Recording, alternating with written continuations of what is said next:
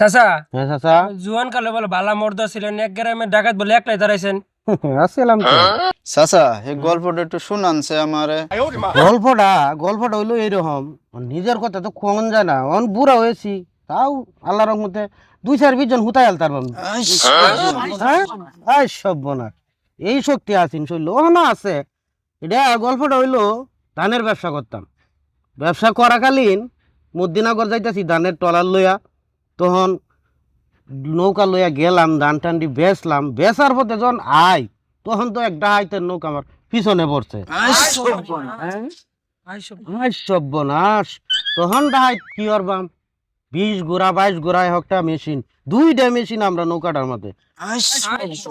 সর্বনাশ, তখন ডাহাইতের নৌকা ফিস তো ছাড়ে না, এই যে ফিস লইছে খালি আইতাই আছে।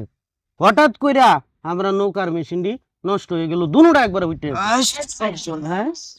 সর্বনাশ, তখন কি করবাম, তখন তো 12-14 জন নৌকার মাঝে, আমি তখন জহান্না কাল উদাম কারইলে মনে হয় দেওটা আইতাছে।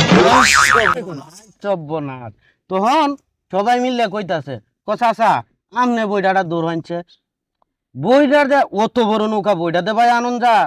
এখন সবাই কইতাছে আল্লাহর নাম লইয়া, আলীর নাম লইয়া ধরলাম বইটার মাঝে।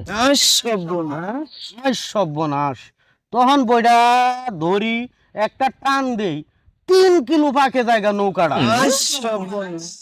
সর্বনাশ, এমন করতে করতে 9 কিলো জায়গা 3 টান দেয় হরছি। হ্যাঁ সর্বনাশ, কাইম কেলি কথা, এমন শৈল্য শক্তি আছেন। পরে তো কলমান্দার গান গজায় ফুরছি, দায়িত্ব পিছনে চারে না, আইতি আছে, আর আমিও খালি ভাইতি আছি। তখন একটুখানি দূরে গিয়ে দিই নৌকা আর আই না, মানে ডাইত আর বুঝা যে এই মালের সাথে তো পারা যাইতো না। সর্বনাশ, দেহের মতো শক্তি আছেন জৈলের মাঝে জোয়ান্নি কালে। পরে গেলাম কলমান্দা বাজারও গিয়া মিষ্টি খাওয়া হইব, আর খুশি হয়েছে সবাই। 9 কেজি মিষ্টি খাইছি 1 মিনিটে। সর্বনাশ, এত শক্তি আছেন বাইস্তান তৈলের মাঝে। ওহনের ফুলাফান একটা কচুরি ফানার মাঝে টান দেয়া উল্লিয়া গিয়া পড়ে যা। সর্বনাশ, এইটা আছেন শৈল্য শক্তি, এইটা করতে পারি। এইটা তখন ফুলা বিশ্বাস করে না কইলে, ভাবে যে ছাপা মারতাছি, এডি করছি, এটাই হচ্ছে গল্প আরি।